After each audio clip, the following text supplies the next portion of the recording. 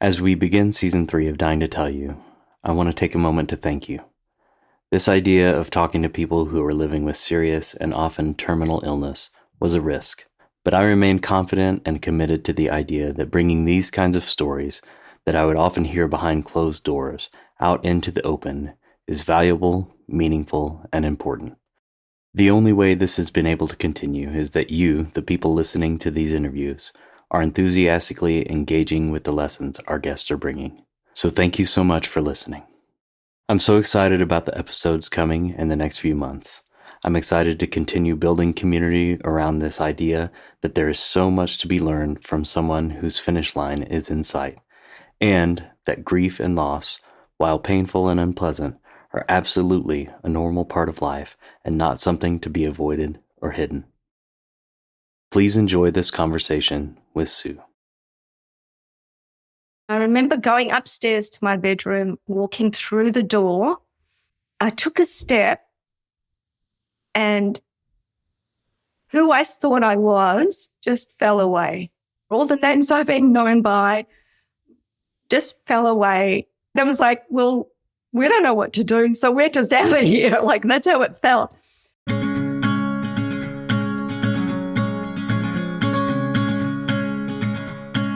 Last year, Tammy Simon of the Insights at the Edge podcast put out a call for folks living with serious illness to get in touch with us to explore the idea of sharing their story on this podcast.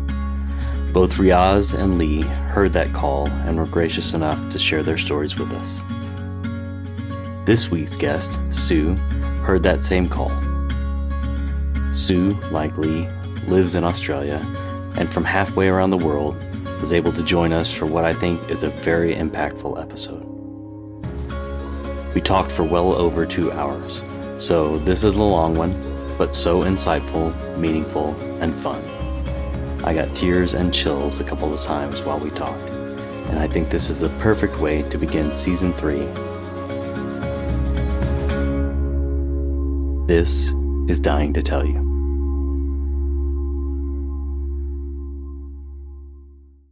Welcome, Sue, from the other side of the world. Yes. It's remarkable, really, that we can do this. So tell us who you are and where you are, and we'll take it from there. Thank you so much. I totally agree. It's a small miracle or a big one that we're able to have this conversation like this, and feel very grateful to be able to connect with you in this way. My name is Sue Alahos. I'm in Melbourne, Victoria, Australia. Well, tell me, how did we get connected? So I listened to a podcast by Tammy Simon called Sounds True. And I've been listening to that for a number of years.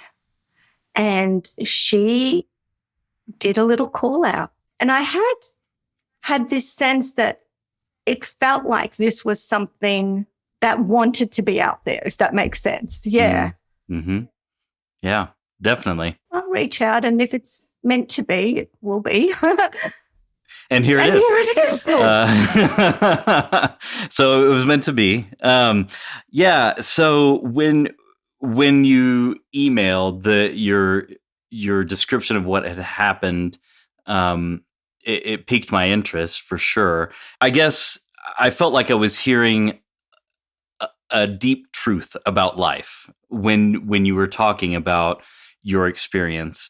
And I've over the last couple of years have been I'm a terrible meditator, but I've been trying really hard to meditate, and I've been listening to I listen to Eckhart Tolle and Ram Dass, but I've been listening a lot to Sam Harris, who does a lot of meditation stuff. And what you described as your experience really mirrored kind of those things that those people are talking to me about when I'm trying to learn how to meditate.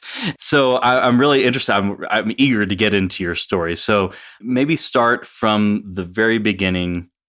What happened that made you think that something was wrong and made you go to a doctor? Yeah, thank you. Firstly, I want to say at the time this all happened, I couldn't sit still quietly for even 2 minutes. So when you talk about your meditation experience, that there was a lot of chatter in my mind that staying quiet, I don't even think it felt like a possibility. I didn't even know what I don't even think I understood what people were talking about. Yeah, definitely. At the time that it happened, I was getting upper back pain, and I thought that I had injured myself at the gym because I was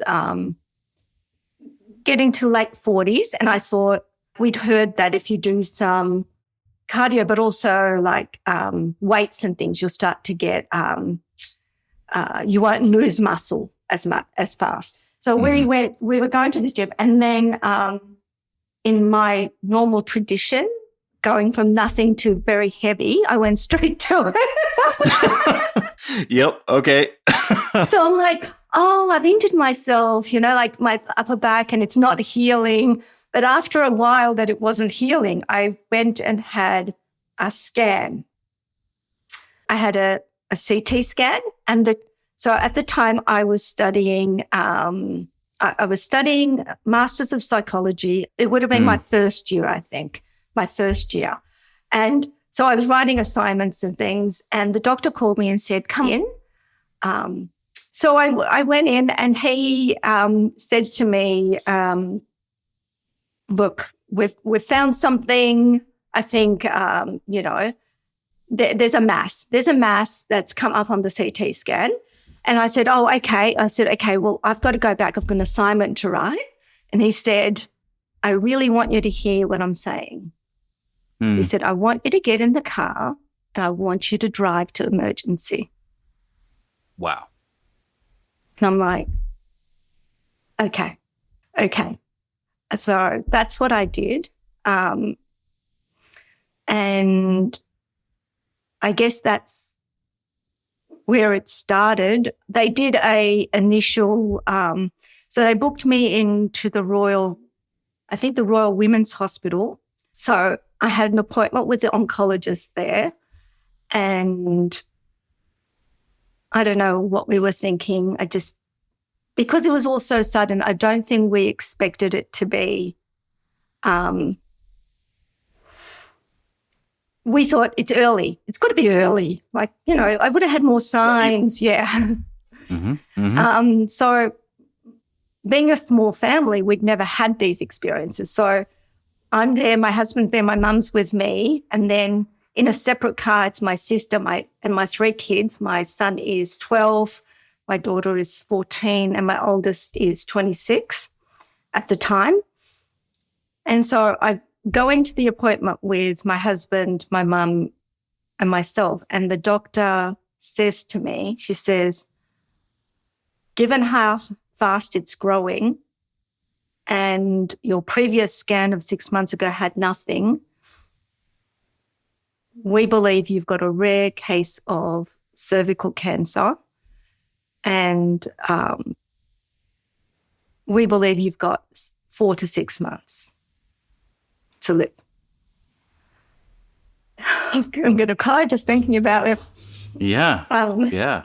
I just remember looking over at my mum, and she's just like crying and about to part. I think she's just trying to understand. She doesn't speak English, so she's probably judging based on our reactions. No.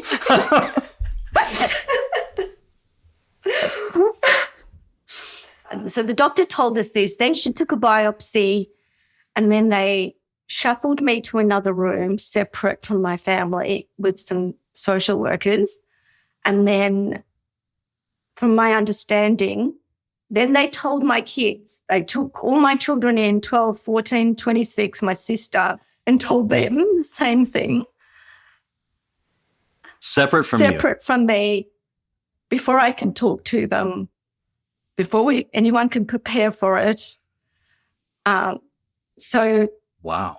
Later they tell me they all are coming home crying in the car. And then we came home We being you and your husband? Me, my husband, and my and your mom. And it all just felt surreal at the time. Mm-hmm. And I remember going upstairs to my bedroom, walking through the door. I took a step, and who I thought I was just fell away. All the names I've been known by just fell away. There was like, well, we don't know what to do, so we're just out of here. Like, that's how it felt. And that time I just felt like I just floated up, like my consciousness kind of just floated up and just merged with, it felt like clouds. It felt like white light.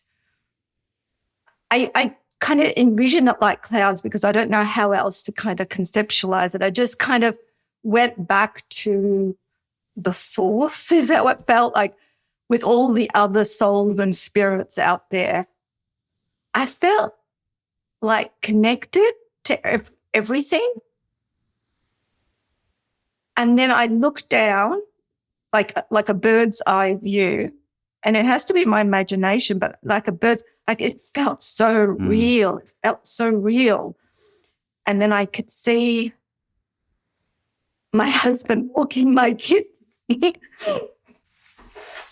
I could see him the way he normally does, just walking our kids in the morning to the train station so they could take the train to school.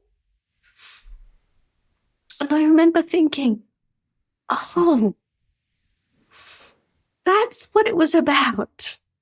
That's what it was all about. And I thought, I just felt like I've been such a fool. And I thought, I'm not ready. I'm not ready. I need to be here. I need to be here. I know better now. I know better. I need to be here. And it felt like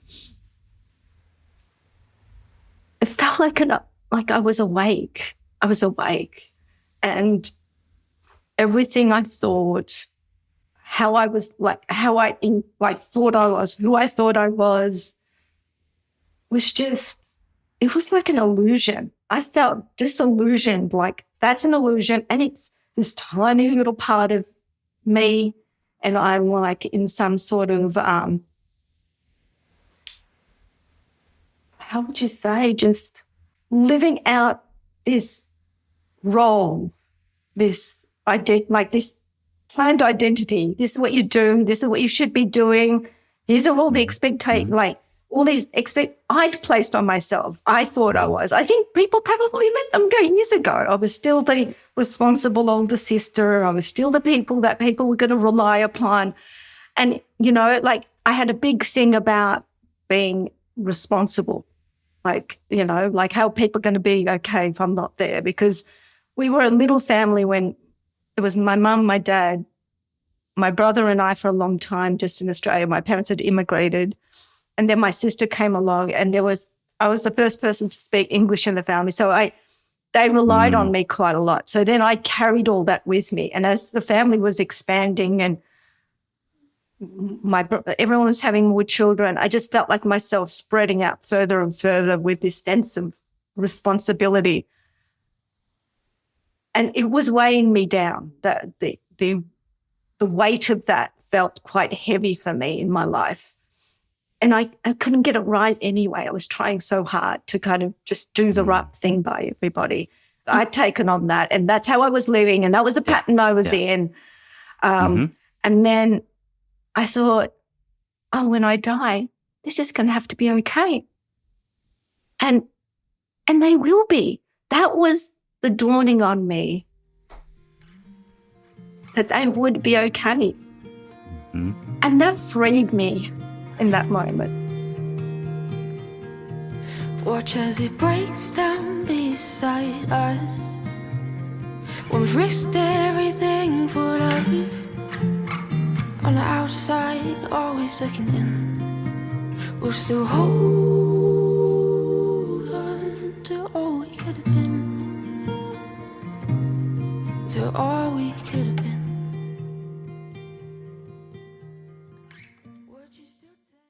Hi, I'm Chris, the producer here at Dying to Tell You. You probably don't know this, but I used to be in advertising. I was a writer and a creative director for far too many decades. And even though advertising was my livelihood and my creative outlet, even I don't like most ads. I especially don't like ads that interrupt my podcast and have absolutely nothing to do with my tastes or interests. And yet, ads help cover expenses and pay for podcasts like this one to exist. So, what do? Cody and I have a plan. We are offering sponsorship opportunities for Dying to Tell You to just 3 brands or companies out there who align with our values and our message. Just 3. Because we only want to partner with the right people and help them connect with you in a way that's meaningful and respectful and genuine. So if you or someone you know represents a company and wants to help us keep Dying to Tell You going by sponsoring the show, go to dttypodcast.com and drop us an email. We can even help you write and produce your ads because, ad guy. Thanks for listening and supporting. Now, back to the show. You said it had to be your imagination, right? Looking down kind of from above and seeing everything had to be your imagination. And I think, of course, right? Of course it would have been your imagination. And why is your imagination any less real than anything else you think or anything else you experience? I think that is just as real as anything else because it's all happening in your mind. So that's so true. I don't know if this is real or not, but there's an account of Joan of Arc saying that God spoke to her, and then the people coming back to her and saying, "That's your imagination." And she says, "Of course it is. Where else would God talk to me?" So I think that, an imagination is just as real and just as valid as anything else that we experience in our lives. So I don't want to discount what you saw and what you experienced there. I think that is just as real as anything else. But what I want to ask is, when you were looking down on your husband and your children, and you had this sense of that's what it was all about, what was that? What was it that it was all about? So as the experience continued for the few days after, because we were waiting for the biopsy results and I was still processing the diagnosis, after that moment, if I walked outside, everything just felt like so beautiful. And even when I was looking down and I was having that vision, when I said that was all what it was about me being just there, walking my kids, just being there with them. And then I could see the vision kept going up slowly, and I could see the oceans, and they were just so stunning. I could see the trees, and they were so green and vibrant, and I just thought, oh my God, we're on heaven. I've been on heaven, and I didn't know. And I thought, I'm not ready. I wouldn't spend one moment being unhappy if I could be there. I would not spend a second breaking anyone's heart, saying anything cruel to anyone. And the sense I had with all the connected souls that I was with was this sense of, I wasn't even unhappy. It was like peace, this profound sense of joy, joy and peace. But what I found when I looked down was a different thing. I found love down there. On earth, I saw love. And I was like, oh, it's the separateness of us. Because my kids are outside of me, that's where the love is born, me feeling connected. I'm going to need a sec. I'm being moved to seeing your reaction because it kind of validates it for me, if it makes sense.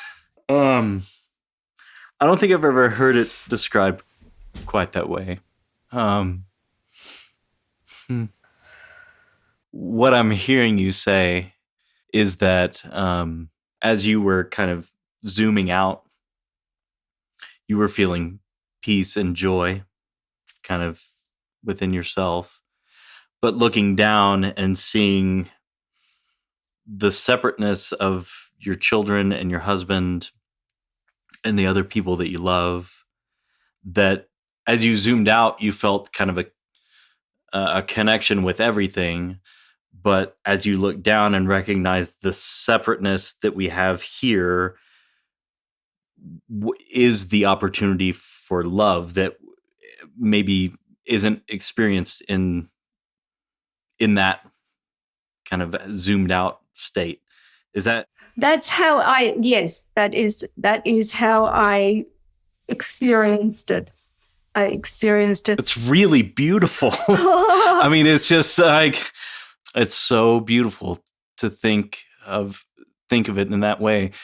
I mean, I've seen hundreds of people die, and I've told a lot of people this, but I can't think of a person that I saw die who wasn't peaceful, who wasn't, experiencing some semblance of peace and joy. I think kind of equanimity, but the thought that this here is our opportunity for love is just like, that's a beautiful thought. Oh, I don't think I've ever heard it described quite that way. I'm having a moment of thinking, how lucky am I to have this chance to have this conversation with you? Oh. And to give meaning to my experience in this way. Oh. Yeah, I think it's, I feel very, very lucky and very grateful. Oh, well, I'm really grateful that you're willing to share this. Thank you. Thank you for that. So you had this experience, right? I mean, the story gets even better, I think. So you had this experience, and you said, you're like spending days waiting for a biopsy result, thinking that you said, 4 to 6 months to live, experiencing this, immense peace and joy of knowing that you're connected to everything, and that this role that you had played in life was an illusion of sorts, recognizing that the love that you feel is a unique opportunity here, that is real, and it's stayed for days at least, right? Yeah. Oh my God. I love that. Exactly like that. I feel like you just completely take it from, yes, exactly. It was exactly like that. Yeah. Yeah. It did. Yeah. Yeah. Maybe just talk a little bit about how it was for those days as you kind of incorporated that realization into what had to be some semblance of daily life for those days. What was that like? So it wasn't even people that I knew that I felt this love for. I could walk down the street and look at another human being, and it was like, oh, you're here too. You're here with me. Yeah. Oh, having this. We're doing it. We're doing it. We're having this experience. And then I looked at my kids and went, oh, thank you for coming to my life. You chose to come to my life. Like, as spirits, you thought this is where you wanted to spend your time. Like, with me, I'm like, thank you so much for, choosing me to spend your time with and your life with. What was interesting to me at the time is other people's reaction to that from me. That when I looked out at them, people that would normally look away or turn around or just walk past, they weren't looking away. They were looking at me. We were just kind of like looking at each other, like looking and seeing each other, it felt like. And it was like this, yeah, we're here. Like, I was like, wow, it just felt, I don't know how they experienced it. And maybe they were confused by it. Maybe. Right. But it felt Sure. it felt like truth. It felt like this knowing that, this is truth. This is how it, It was even past that awkwardness stage of when you meet someone and you just kind of, it wasn't that, drop your facade, drop your, mask. I want to get to know you, who you really are. It was even beyond that. It was like, I already know who you are. Mm-hmm. I know you're this beautiful spirit that's having this experience here. And they would look at me like, yeah, I know that. Like, I just felt love. That's all I felt. I felt love from them, and I felt love for them, so much love for them. And so that was that extended to people outside of my family and people I didn't know as well. I assume you're going about your life. Is that kind of right? I mean, somewhat. Like, how do you hold it when you go? So my house at this stage is full of people. They have come, people that are my friends are coming to my house to support me. People that are my sister's friends are coming to support her, and by extension, me. People that are my kids' friends, so everyone's got support people. And at the time, that weekend, if you walked through my house, you would see someone sleeping somewhere, like anywhere. They would be on couches, they'd be on beds, they would be like... Okay, you're running a hostel. we're just running. And I thought, and for my husband, I thought, I am not denying anyone anything. This is their chance. I'm in this physical body. This is their chance to kind of experience me through this body. They want to touch me. They want to hold me. They want to cry. Like, anything they want to do, they can have. Because once I leave this body, it's our one conduit to each other. Like, I've got nothing. I'm just gone after that. I've got no way of reaching them. So that's what it was like. By that stage, over that weekend, I had this sense. My sense was, this isn't my story. This diagnosis isn't my story. Can you say more about that? Like, why? Why was that your sense, or was it just something that came up? It was, this isn't how I go. This isn't the story of my life. And I said to my husband, I don't think this is my story. I feel like this isn't what happens. This is not the diagnosis I would get. And I think at the time he was just holding on to any hope he could get. Well, that brings up a really good point. What was the reaction of everybody else? Obviously, your husband is worried, and holding on to whatever hope he had or could find. What was their reaction like? What were they doing in this moment? And did you talk to them about this experience that you were having? I talked to my husband about the experiences. He was, he's a gentle person, and he was having panic attacks. He was waking up like in a panic at night. He wasn't sleeping very well. He was crying. I was crying. We cried a lot that weekend, and we just said a lot of loving things. Like, I think I was just really distraught that I was dying and causing all this pain to people like my husband and my kids. And I had a hard time with that. And he was quite loving through it. He just said, I wouldn't take it back. If this is all we have, I would still do it. If I knew, I would still choose this. And that's really sweet. It's really sweet. It's beautiful.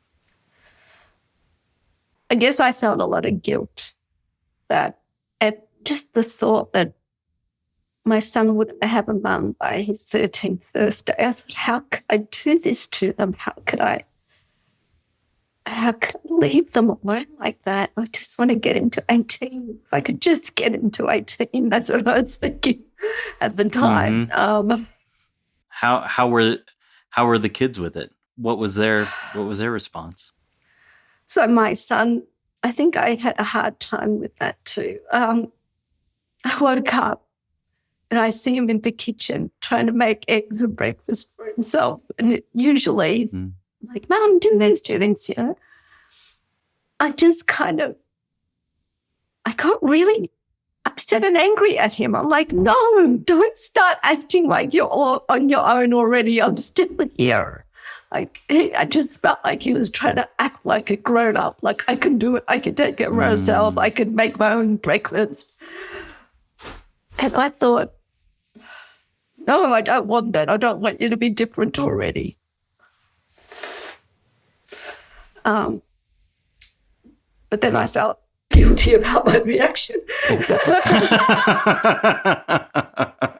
I was just trying to cope. That's right. Yeah. You know, like, if my mum dies, I got to be able to make my own breakfast. Like, gotta make some eggs. Yeah. I think my girls were all kind of supporting each other, and my sister and my daughters were like just kind of all talking to each other. I think Emily, the 14-year-old, kind of stepped up and she was like there for her brother. I think they were all kind of, I got admitted to hospital, and we'll talk about that in a minute. But during that time, I heard that the kids were sleeping in the same bed. So there was this, some people might call it like a regression of sorts. Everyone wanted to just be with other people. So I think Emily and Ethan started sharing the bed again during that time I was in hospital. I think people were stunned. I was the first one in our friendship group and our family to get a serious diagnosis of this type.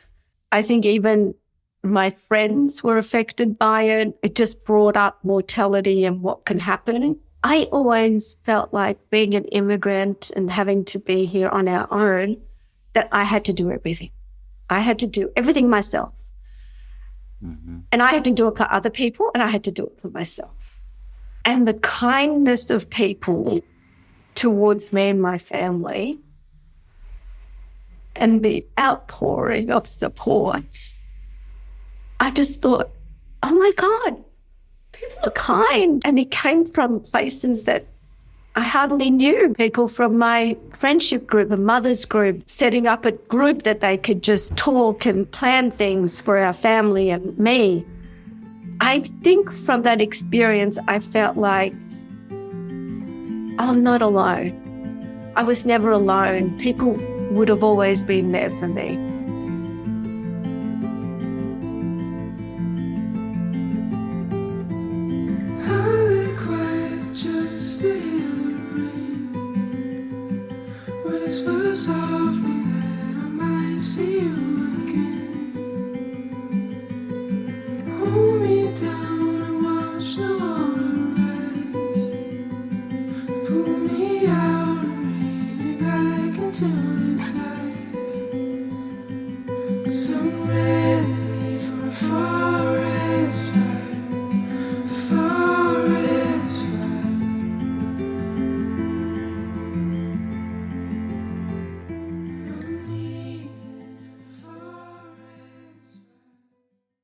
I'm wondering, you're in this liminal space, right? Waiting for the biopsy to come back, and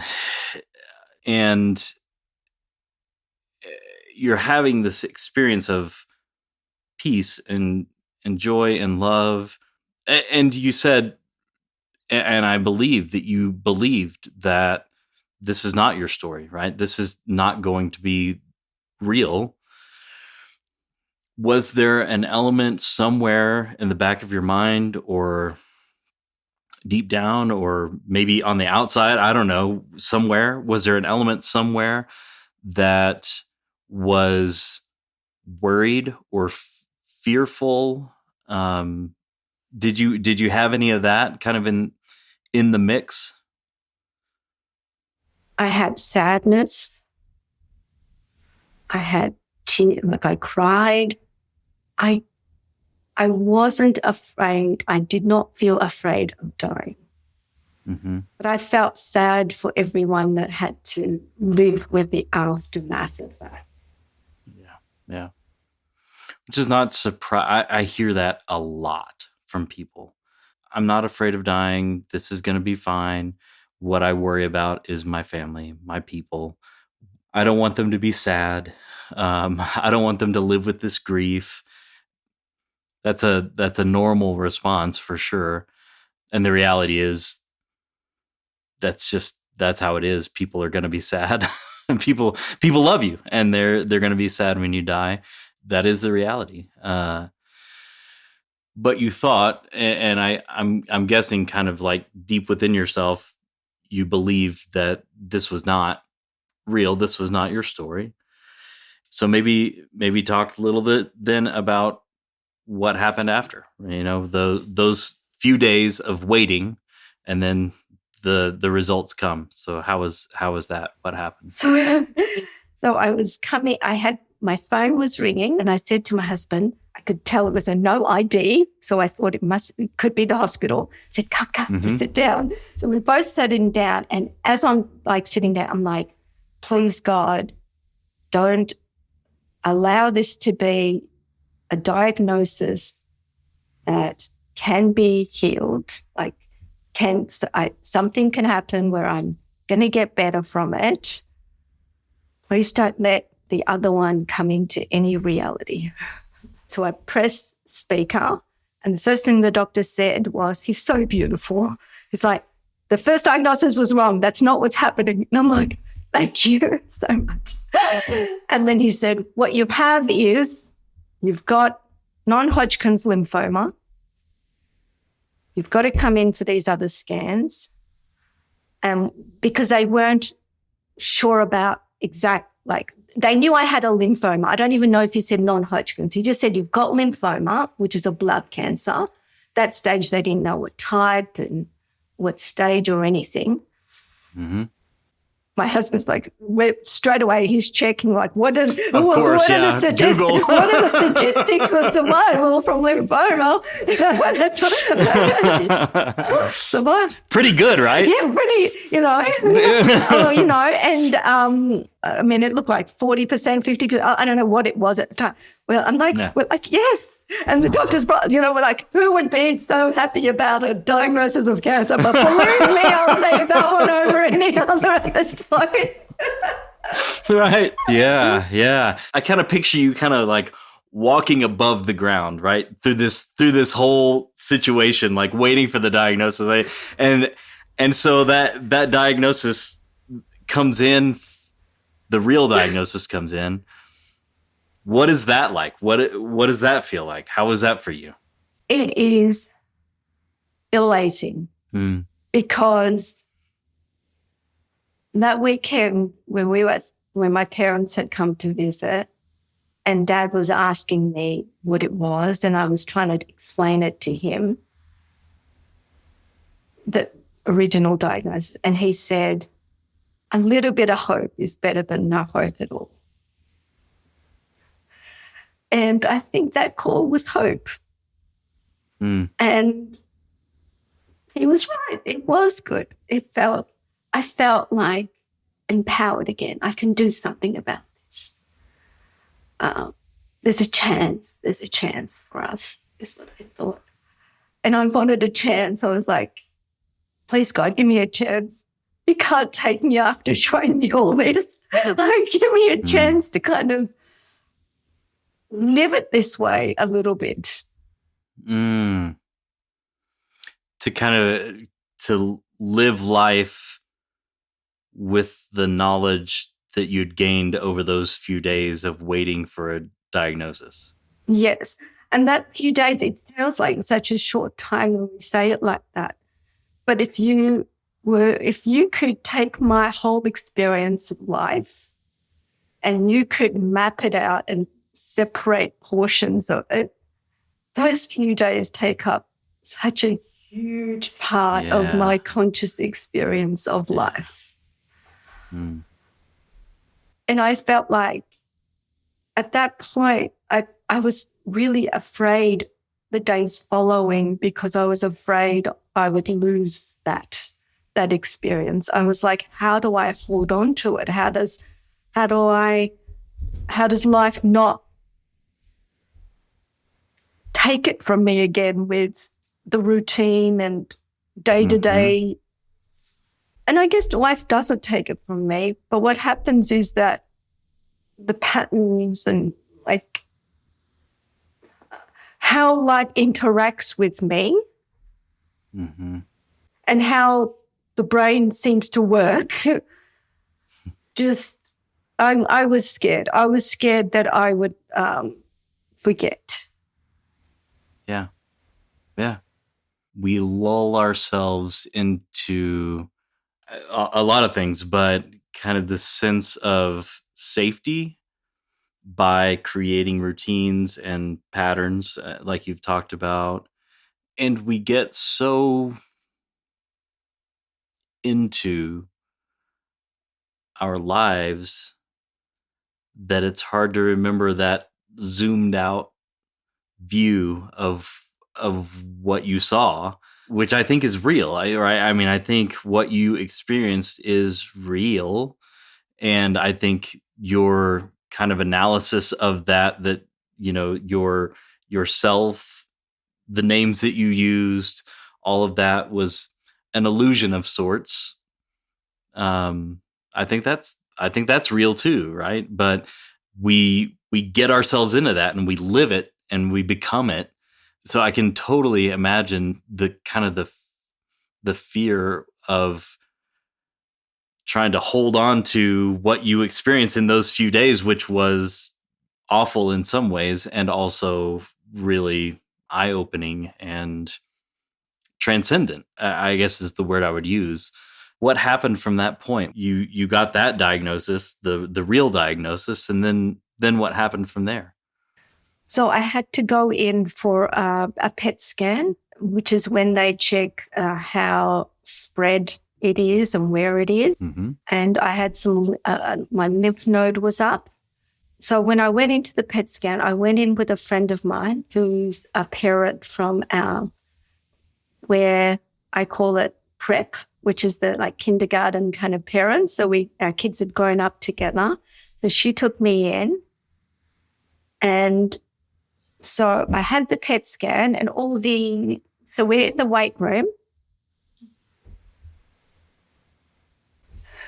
All these frail older people in all these sick people, right? And like kind of needing support to walk are leaving after their scans. Sure. And it's been ages, and my friend and I are just still sitting there.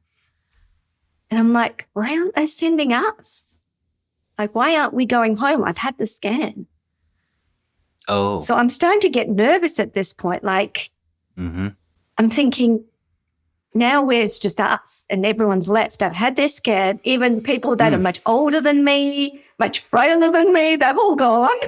And then a doctor comes down and he takes me into another room and he says, look, there is a mass near your spine.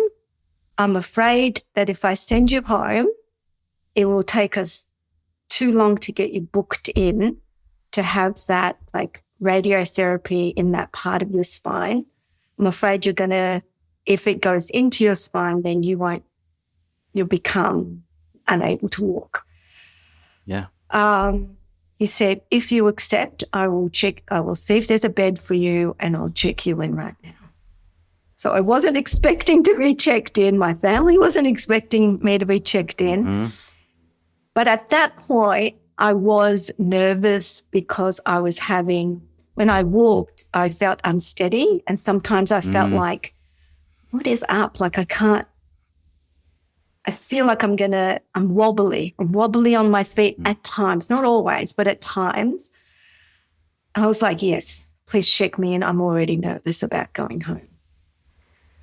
And they found me a bed and they checked me in on the spots, which again was surprising for my family, which is shocking, right? Shocking. They've never had me not be at home. Like all of a sudden they have to know that I'm not there. So that was, it took them 3 weeks. Like they removed the lymph node. They took me straight into radiotherapy over 5 days to treat that spot that was on my spine. Yeah. And it took them, a few weeks to diagnose exactly what I had. And by that stage, they said I had stage 4 non-Hodgkin's follicular lymphoma, grade 3B. So a stage 4 being it's spread above and below the diaphragm and spread out through the body. 3B being it's starting to grow faster. It was a slow-growing cancer with small cells, but now the cells are getting bigger and it's growing more rapidly. They said, given my age and my fitness level, they will do a more aggressive form of chemotherapy called OCHOP. Yeah. Yeah. Right. Yeah. Like the benefits and burdens of being young and fit, right? Now you get the good chemotherapy. I know. The hard chemotherapy. The good, and they wanted to kind of, like they give that sort of stuff to people who've relapsed with lymphoma. So it was just progressed enough and I had enough of a tumor load that they wanted to get it. And so I started, so it took 3 weeks from when I went in and then they started the chemotherapy. At that point, I think that was a hospital stay. And when I came home and I started being an outpatient and I was going in to the hospital for treatment, they assigned me a psychologist at the hospital. Until then, I would have, mind you, I'm studying psychology, but felt like I shouldn't be. I was just thinking that, yeah. But I'm thinking, and I did an undergraduate 4 years of psychology, and I did an honours in psychology, but I still felt like I still was prejudiced against psychologists for myself. Like it was quite, seeing this stuff about yourself is confronting. So funny. Oh, that's so funny. Sue, I mean, I love this. I really appreciate the honesty about this. I'm a chaplain in a hospital. There's probably 2 chaplains that I would allow in my room if I was a patient in the hospital. I don't like chaplains. Don't tell anybody. But cut that bit out. It's so funny though. I mean, yeah, I totally get it. Yeah. So they assigned you a psychologist. They did, and and I went in to my first session with him. He's just a beautiful man. I'm just so grateful to him. And I just said to him, I had this experience and I want to hold it. Can you help me just hold it? I don't want to lose this. If I get better, I don't want to lose it and go back to the way I was. He was able to support me with those sessions, direct me to readings of Marcus Aurelius and others that, a kind of view of living a good life. So ways of living a good life. So I was very grateful for that and to have been, being fortunate enough to be assigned someone that I clicked with, that clicked with me. Yeah. As part of that, my husband had been telling me about transcendental meditation and how, we talk about business often together, and he was telling me about how CEOs do transcendental meditation and and then I looked like Seinfeld. Right, yeah. Oh my God, comedians and celebrities and CEOs. And so then we signed up as a family. It's not a cheap thing. You kind of have to commit to it. And we signed up, and I learned how to meditate over a 3-day period with practice and things like that. And as I mentioned at the beginning, at that point, I think sitting quietly for 2 minutes would have been not possible for me. Like I was so always in this always doing something, thinking about something, planning something. And I didn't know what you do when you don't like think about stuff. Like, what do you do? Mm-hmm. But I also knew that in my body, at that time I was reading books about how stress or past traumas can live in the body. A book called The Body Keeps the Score, and other books about people healing themselves through diet and mindfulness. And so I was kind of seeking to learn as much as I could about it, while I was also, on the other hand, afraid. I was afraid that if I changed, what would be the effect on other people in my life? And it did. It did. All of these things did happen. My fears were not, I knew I could have this live more a conscious, awoken kind of way. But when other people don't want to and you love them, what would we share? And they would still expect me to be a certain way that was creating me to be anxious. I had lots of physiology that was tension in my body and in my gut. I would not be able to sit still and just watch TV and be relaxed. I would not be relaxed chatting with my children and just being in life. So these parallel things, this fear that my life will change too much, and how will it affect and impact, and what are the ramifications with people I love, and then knowing there's something else, and that if I don't change, I'm going to die. I'm going to let myself die. And I'm like, do I love myself enough? Like, do I care about myself enough? Like, then I had to learn to love myself and have those conversations. So I had that treatment. I had a partial remission, but my life didn't change significantly enough. It changed some. I changed some things about it, but I realized I was still feeling the unrest in my body, still not relaxed and calm. I was continuing with my master's program in psychology, and I only had about 6 months left of my program to qualify. So I was a provisional psychologist and working as that. However, I was getting symptoms again, and I felt like my cancer's coming back.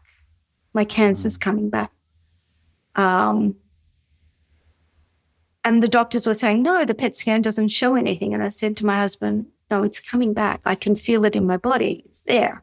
And it took them about 6 months to find it, to find the cancer, because I guess it has to be a certain size for it to become visible in the PET scans. And then I got the second, the relapse diagnosis. But when you relapse with lymphoma, every time it happens, you have less and less what they can do for you, like what the treatments can be. Yeah. At that point, they said, I think you should do a stem cell transplant. But for that, they need a match. So they tested my brother and they tested my sister, and neither of them, they were 50% matches, but they weren't 100% match. And at that time, I was thinking, I don't really want to do a stem cell transplant. The reason was there are complications with it. There are things called there's graft versus host disease that you could get, which is like the graft is the marrow and the stem cells from the donor, and the host being the person that gets the transplant. And then the graft can react against the host, and then so they can be, and I thought, I'm not ready for this type of aggressive. But I think my husband thought I was giving up. Then I was getting pressure from people that love me. Like they want to do something. They want you to agree to something, do something. And I was like, no, I'm not ready for something like this.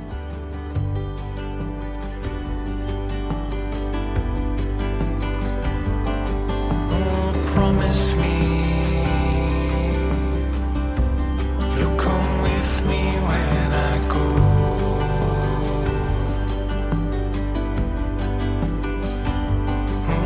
Stay with me. Take my hand, I won't let go.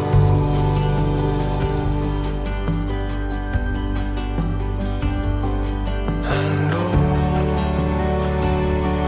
everything's lighting up.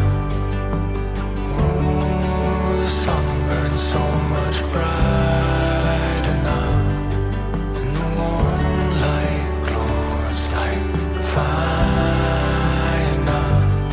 And you know I won't let go. No, wherever you go, I go. Can you tell me why you felt like you weren't ready? What do you mean by ready? That seemed like too strong, invasive, and if I took that path, I would be reducing my lifetime potentially because of the burden on my body. I thought, what else can I do? I want to look at what else is available to me. And at the time, fortunately, my husband was working with another gentleman whose brother in New Zealand had gone through a lymphoma diagnosis. He's had transformed into a fast-growing type. He was one of the first people to do, what do you call it? When they take out your own cells and change them and give them back to you. I've heard of this. So it was David Downs. He was a comedian in New Zealand, and he also worked at Microsoft. You've heard of this. It's I don't know anything about it, but he had been blogging about it in hospital, and someone in the US had picked it up, and he'd gone to the US and did this treatment. And I thought, maybe I'll do something like that, but it costs like $1 million. We would have to sell the house. I'm like, would I really sell the house and leave my family with nothing at the chance that I could have this treatment? So I'm like, is that selfish? Is that really selfish? I'm like, well, isn't it better for my kids to have a mother? I'm just having this internal angst about that. And so that's where I was. And I came across Michael Dickinson, who's a doctor at Peter Max that I was at. And I said, okay, I want a referral to him. He's involved in clinical trials. He'll know what's available in Australia, and he might explain to me what's available to me in my situation. So I did a self-referral through the doctor with his support. And the doctor, because he dismissed me when I originally thought I had my relapse, he thought I was anxious and about getting cancer again, and he thought I was a psychological situation. Because he dismissed me, when I went back and had the relapse and I asked him for the referral, he was so accommodating. He's like, tell me what you want me to write. I'll write it exactly as you're saying. I was like, Thank you. We're all right. We're good. And it was just really a group of lucky incidences that Michael Dickinson came back from overseas the day after. He rang me straight away and said, there just happens to be a clinical trial running for your exact situation. It's about an hour and a half away. Will you be willing to go to it? I said, yes, I'm about to be willing to go to overseas. Like, I'll go wherever you want me to go. Right. Yeah, I'm going to sell my house and move to America. You don't know where I'm at. So that's the clinical trial I joined. Clinical trials being what they are, it's just chance. Do you get the old treatment or do you get the new treatment? Right. Yeah. It's just a lottery. I got the old treatment and I was devastated. I thought, oh my God, I'm not going to get better. But the old treatment was still better than what we have in Australia. It was treatment that is accepted in the UK and the US. It just, the funding hasn't occurred in Australia. So it was slightly different from what I'm available to me in Australia, but it wasn't like the modern bispecific, whatever. So I thought, I'm not going to get better. I'm not going to get better. I'm devastated. I really thought this was going to make me better and it's not going to make me better. So I went into it a bit more afraid, I guess is the word, not as, I thought it was all lining up. How could this be? It was all lining up and here I am in this situation. What happened, But I guess, part of that feeling is because the nurses and the doctors are all sad you got the old treatment. Do you know what I mean? So I'm just picking up on their disappointment because the clinical trial runs worldwide. There's 400 people that recruited from anywhere. And so, of course, these kind people want their 3, 4, 5 people in their little hospital and they want them on the new stuff to improve their chances. And I said, well, what's happened with the other 2 people? They're like, well, there's 1 or 2 people that are on the old one, 1 or 2 people. The people on the new one, all better, 3 months. The people on the old one has to drop out and get another treatment and the other one's not staying exactly the same. So I'm thinking my odds aren't looking good right now on this old treatment. But 3 months later, it was all clear on the old treatment. I was like, wow, I did not expect that, but God helped.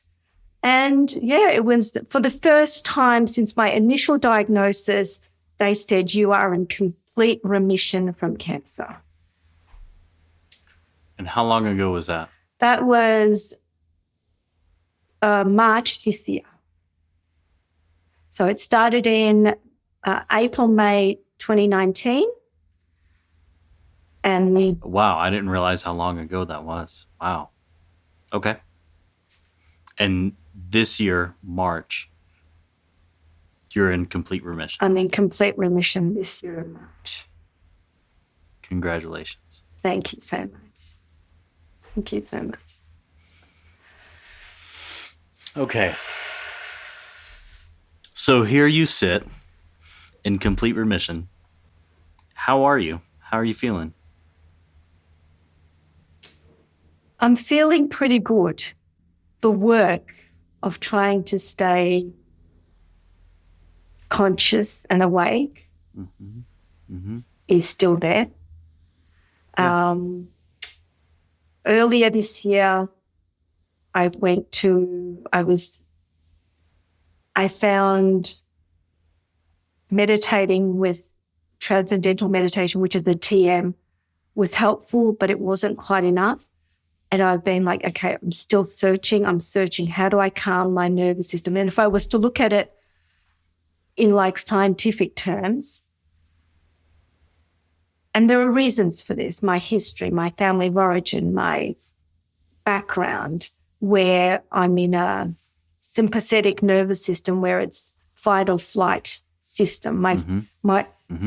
It's unconscious. It is in my physiology. And I was like, is there a way that I can reset it? can I reset this system? If I can't reset it, I will get sick again. I need to, because lymphoma is a cancer of the immune system. And if I'm constantly in fight or flight, right. I see what you're saying. Yeah, so how do I calm my nervous system? So I was looking and searching and trying to learn what's out there. And I came across different ways, and I feel like the knowledge is growing in what's available now.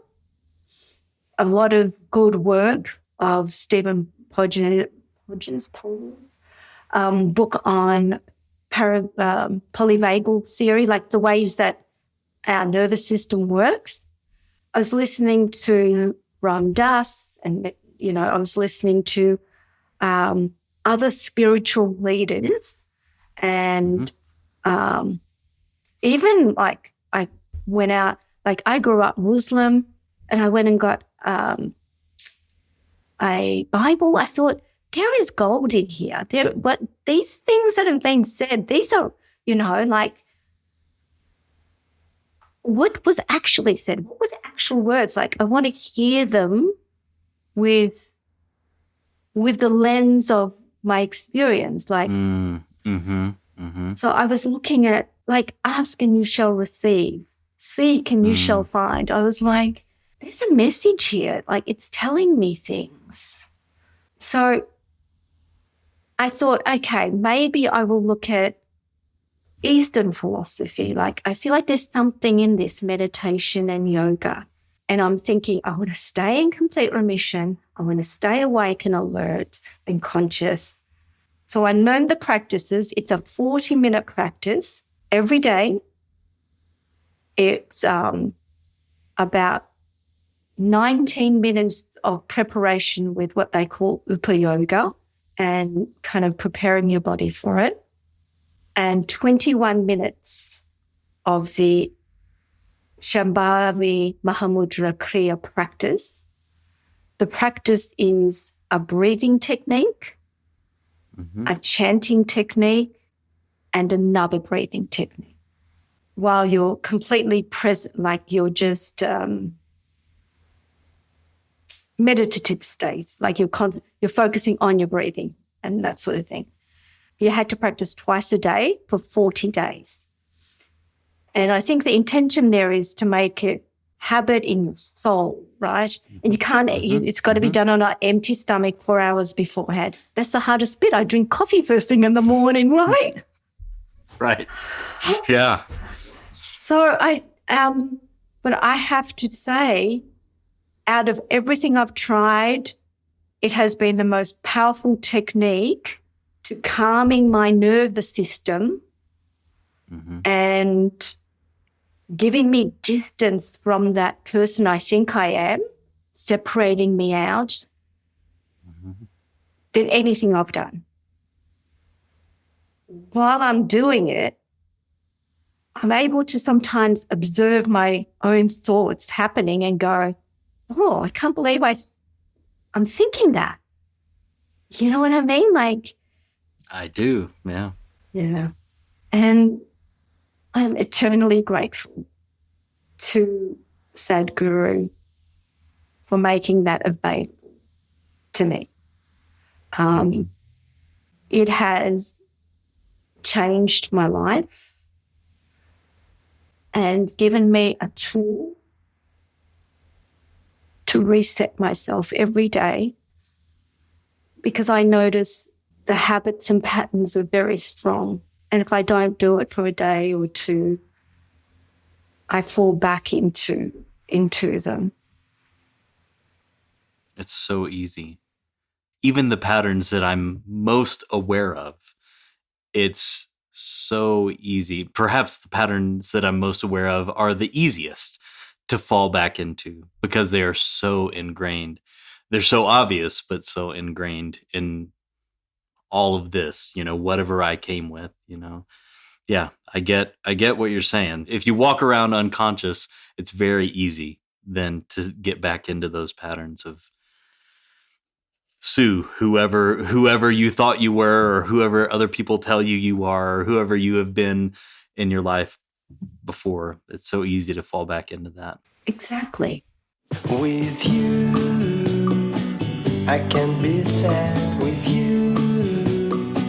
Just take my hand and fly up through the dreams where the skies are so clear. With you, I wanna stay with you. With you, I love the way that you love me today. Let's run up through the clouds where the sun shines and heals.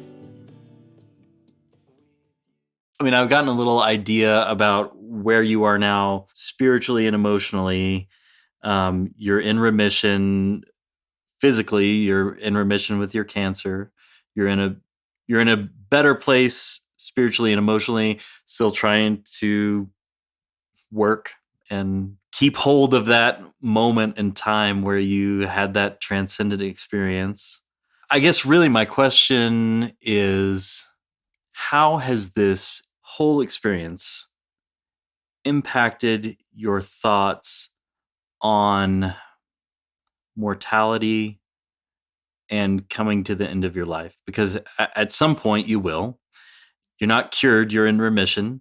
So at some point this might come back and you might get more treatment, you might not. I don't know what will hold, right? We don't know.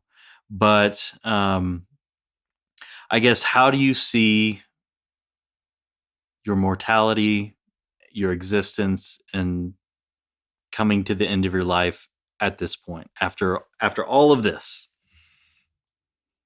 So the type of cancer that I have, being follicular lymphoma, it normally comes back. It grows back. It's a slow growing, there's no cure. That's the type of cancer that it is. I will likely have other treatments in my lifetime if I'm lucky enough to live and face that. Right. I think that my view on mortality and coming to the end of life, that being implanted in my brain, in my consciousness, I feel like is some of the motivation for working to keep the skills up to remain conscious of myself and not get hijacked by my identity and my role, and just kind of do that, like kind of remind myself every day and look for these strategies and tools that I can use to try and bring myself back. It's a very strange thing to say, and it's probably confronting even for myself to say it to myself. And you hear it often from other people too. But this cancer and this experience, while very painful in what it's done, has been a gift to me. What would have been a worse scenario for me is to have died and have never had this experience.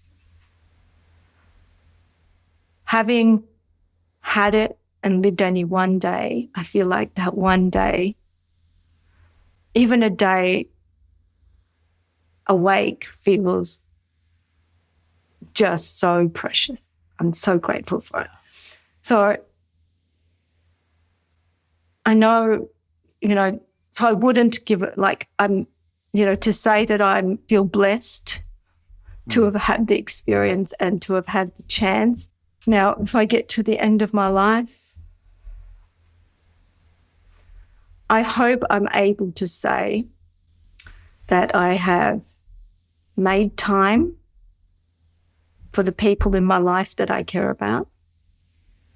And a realization that happened was like when you come to mortality, you go, well, I'll be gone. What will be left of me? There's nothing left of me. Like in a few generations, they won't even know who I ever was. But I guess that bit of training that I got in psychology I learned about like DNA and epigenetics, and I realized, I'm going to live through the DNA and the epigenetic, like the ways that I've influenced or affected. So first I pass on my DNA, and then my interactions make impressions upon their DNA and their lives. Then that lives, and that can live for a long time. And so that's one way I continue to exist. And so I feel like I'm conscious that I want those impressions to be a kind and good and nice, like an impression that I would want my grandchild and my great-grandchild to. I'm trying to be worthy. And that reminds me of, I guess on the podcast in the second season, Sandra, she talked about kind of this idea of living on in these subtle ways, right? Like not life after death, like I'm gonna go to heaven or whatever. I mean, neither here nor there, but the legacy being I live on in the people that I've touched. She interacted with, people at work and all these other things, just this subtle energy, I think is what she said. And of course you live on in your DNA the way that your children, you pass that along, but also, like you said, the way that you've touched them emotionally and, with teaching and conditioning and showing them your awakening and all the other people that you've touched. That I just think that's a really beautiful way to look at life, because it's so true that 100 years, maybe less, nobody will say my name ever again. Right. I mean, it's just, that's the way it is. And just knowing that there are little pieces of me that will live on because I had a hand in this or that. And if you can know that and accept that and love that, what a way to live. I agree. I wish it was easier. Wish it was easier. Me too.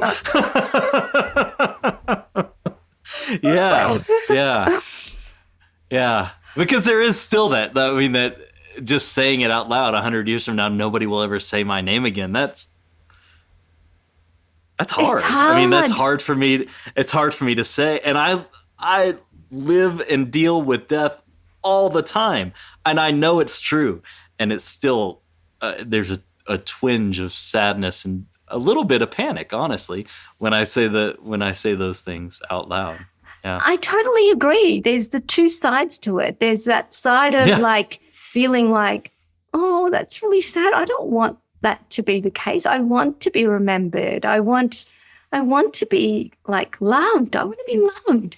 And then the other side of it is sometimes when I feel like I'm ruminating about something I've said or done, I say to myself, well, a time will come. This is a quote I heard somewhere.